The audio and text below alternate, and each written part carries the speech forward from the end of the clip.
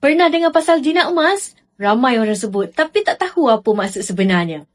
Dina emas ini ialah shilling emas yang ketulinannya 24 karat atau 999.9. Dari dulu lagi, orang Islam guna dina emas sebagai mata wang yang stabil.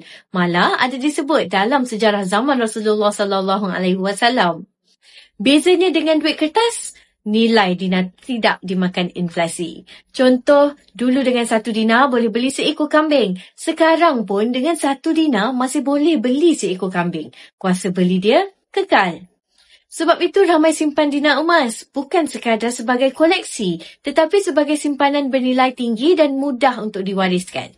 Di Public Gold ada 5 saiz dinar, iaitu suku dinar, setengah dinar, 1 dinar, 5 dinar dan 10 dinar.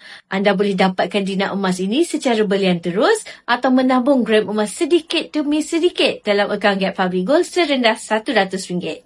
Berminat untuk mulakan simpanan emas? Anda boleh isi borang biru sign up di bawah dan saya akan bimbing anda dalam langkah terbaik untuk anda dapatkan dinar emas ini.